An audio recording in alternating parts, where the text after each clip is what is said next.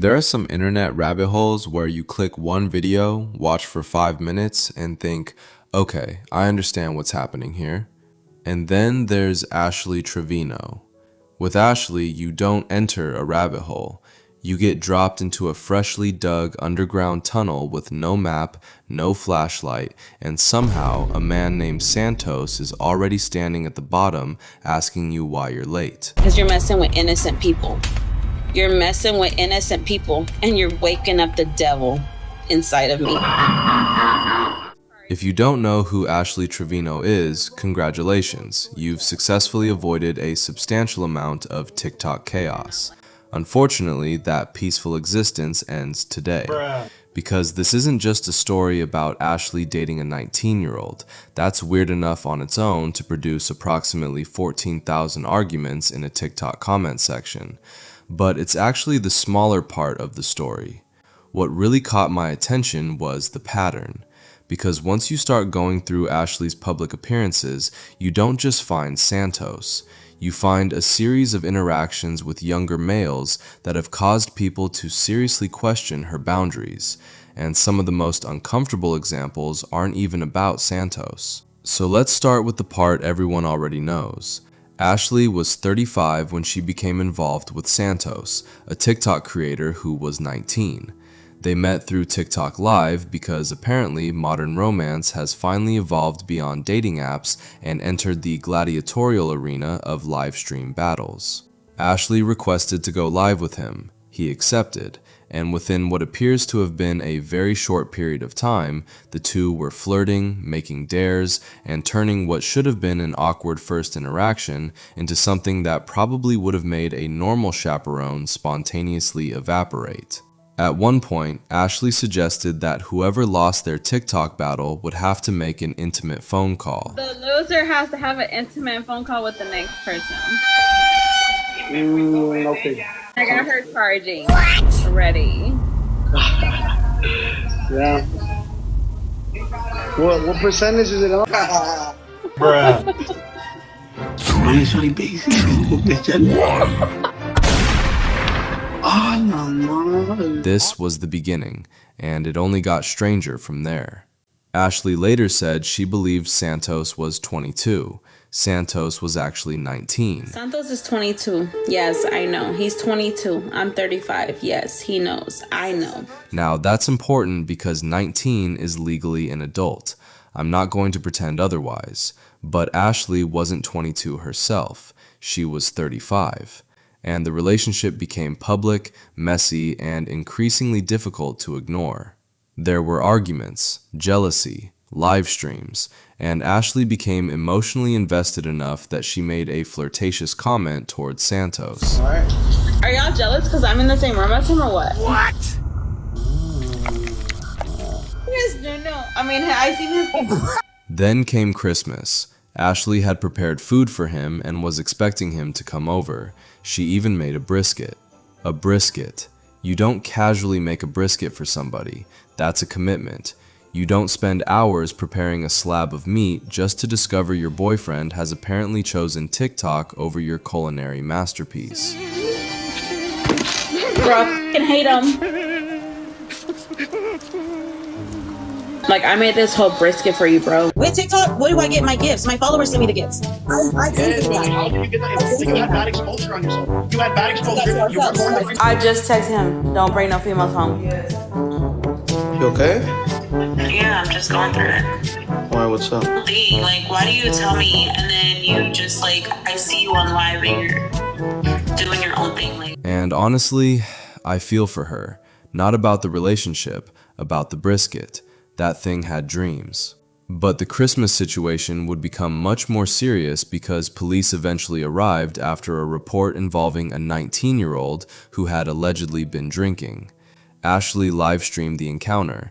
His age was discussed openly. So you know, this gentleman is 19 years old, okay? So... But he's not drinking. Okay, if we win, we'll get Santos drunk as fuck.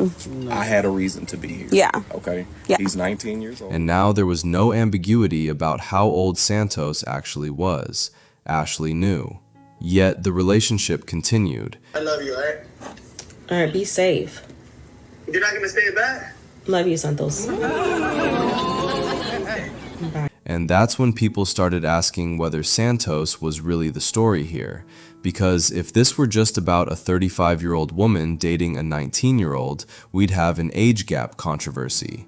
Uncomfortable? Sure. Controversial? Absolutely. But then you start looking at the other boys Ashley had interacted with, and that's where this rabbit hole takes a much darker turn. Because at this point, Santos stops being the main focus. According to the footage discussed in the original material, there were other interactions involving teenage boys that were arguably much more concerning. One of the most notable involved a 16-year-old boy. Ashley referred to him as her little bro, but the footage presented shows her getting unusually physically close to him and repeatedly attempting affectionate behavior that he appeared uncomfortable with. And there's something about watching another person visibly try to create distance while someone keeps pushing for interaction that makes the whole thing go from awkward TikTok moment to, okay, somebody needs to put the phone down. Too close to my brother, Ash. Too close. Hey, Ash! Why did you move? Fuck you up, Ash. I'm not kidding. Ash! Stop moving. Ash! Stop moving. No! Are you seeing that, chat? Okay. Yeah, who got us that? Chat, who? Why am I with all these guys right now, though, bro? Like, legit. Yeah, that's Bree's brother. So, Ash can't talk to him. He's my little bro. I don't like that. He's sleeping with me tonight. Look at him looking so cute on the screen. Look at him looking so cute on the screen over there. And on its own, that would seem to settle the context. Except the footage surrounding that statement is precisely why people started questioning whether the little bro explanation actually matched what was happening. And this wasn't apparently the only teenage boy involved in these kinds of situations. There were also interactions involving a 17-year-old, including physical affection that attracted criticism online. Then there were the infamous 20 versus 1 dating videos, where Ashley participated in formats built around potential romantic attention from younger participants. And this is where I start asking a very simple question: why? Why are these the situations you're repeatedly putting yourself into? Because TikTok has approximately 8 billion people on it. You could interact with literally anyone. You could make cooking videos, you could review lawnmowers, you could rank different brands of bottled water. Nobody would care. But instead, somehow, we keep ending up here. And what's particularly interesting is that Ashley has made comments that seem to acknowledge her attraction to younger people. But at the end of the day, don't ever knock me. Because I can pull somebody young and I can pull somebody old. So baby, at the end of the day, don't ever compare yourself to me because you're not like me. I'm way better than you. You're like a food stamp office, okay? And I'm like touchdown with the football player type. Now, that sentence by itself doesn't prove that she's targeting minors. It doesn't.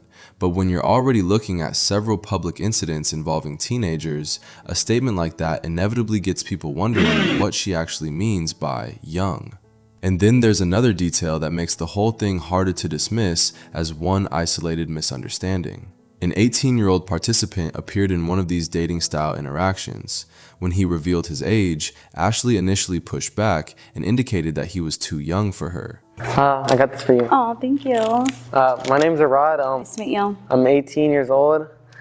Left. You're too young for me. No. No, you are. Multi-millionaire. I don't care. You're 6 inches in thick. Which, honestly, is the normal response. That's the response you want. Someone says they're 18, you say, you're too young for me, and everybody goes home. Problem solved. Except the existence of that boundary makes the other footage even more confusing. Because if Ashley recognized that an 18-year-old could be too young for her in one context, why were there other situations involving even younger teenagers where the boundaries appeared considerably less clear? That's the question. And this is where the story stops being about whether Santos was 19, whether Ashley believed he was 22, or whether their relationship was legal. Because there were younger boys. There were repeated interactions, and there were situations that people watching the footage found inappropriate. Then, just when you think we've reached the bottom of this particular rabbit hole, Ashley's own account of something from years earlier gets brought back into the conversation. And this one is particularly uncomfortable. Because according to Ashley's own retelling, when she was younger, she had an interest in a boy who was around 12. She described him as a family friend and talked about having previously imagined becoming his future mother-in-law. She tried to say that I wanted her brother when he was 12 years old. I told y'all this story. They were church friends, family friends. I always told his mom she was going to be my mother-in-law one day. I always thought he was a cute little boy, but I was older and I was already dating the kid's dad, so I couldn't be with him, Once I got married, I used to always tell his mom, because he grew up quick. So I would tell his mom, like, I'm going to be your daughter-in-law one day. She's like, no, you're not. My flaco's too young for you. Well, then in 2019, I reconnected with her flaco. And that's the kind of sentence where you don't even need dramatic background music. You just sit there for a second and think, what? And I want to pause there for a moment because that story needs some context. Ashley described the boy as someone she knew through family and church connections. She also said she was older and was already involved with his father, which obviously complicated the situation.